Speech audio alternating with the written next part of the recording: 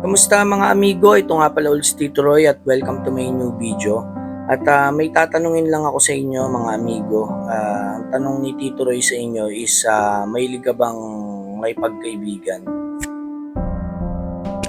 Or palakaibigan ka ba? Or ikaw ba yung tinatawag nilang everybody's friend?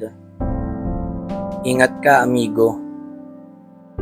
Kasi hindi lahat ng tao mapi-please mo. Hindi lahat ng tao mapi-please mo. Meron diyang mga taong mga nagsasalita pag nakatalikod ka, 'di ba? Or worse,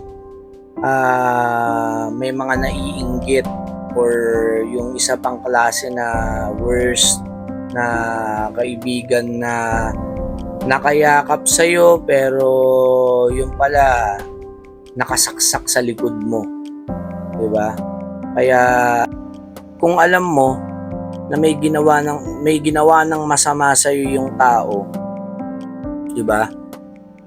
Or tanungin mo yung sarili mo kung gusto mo pa bang makasama yung tao na yun, yung gumawa ng masama sa iyo na yun.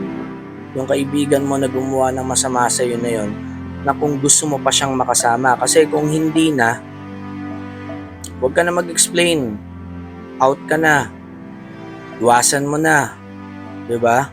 Let go mo na yon. Huwag mong panginayangan yon, amigo. Yung mga ganong klaseng kaibigan. Kasi, di bali ng onti ang kaibigan mo basta totoo. 'Di ba? Kasi, may mga benefits yan, amigo eh.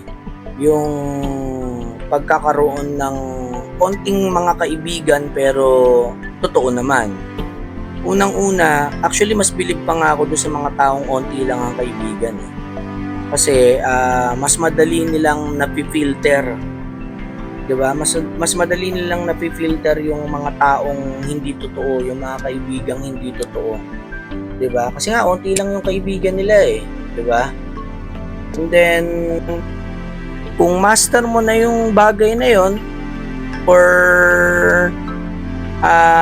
kabisado mo na, nasa ganung estado ka na, amigo, 'di ba?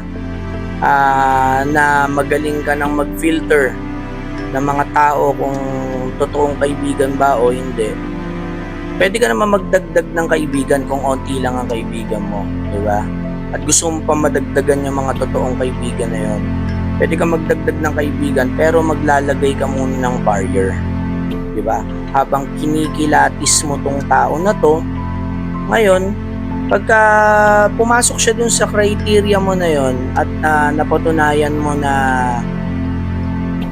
pwede siya dun sa circle mo na totoong kaibigan siya, grab mo na yon kung for keep siya, di ba? Minsan kasi yung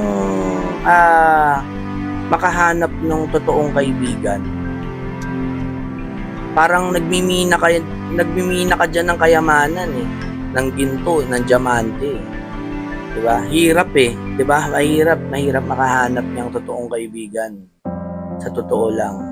Kaya pagka namina mo yung ginto o diamante na 'yon, i-keep mo na, 'di ba? For keeps na 'yon. At maging maarte ka sa pagpili ng kaibigan, amigo. Kasi halimbawa, tinraidor ka ng kaibigan mo, yung talagang tinuturing mo na talagang kaibigan mo, sobrang kaibigan mo, wala na rin pinagkaiba yan sa ano eh, parang pinagtaksi lang ka ng kasintahan mong mahal na mahal ka. Parang wala nang pinagkaiba yun dun. Ganun din kasakit yun. Sinasabi ko sa'yo, amigo, ganun din kasakit yun.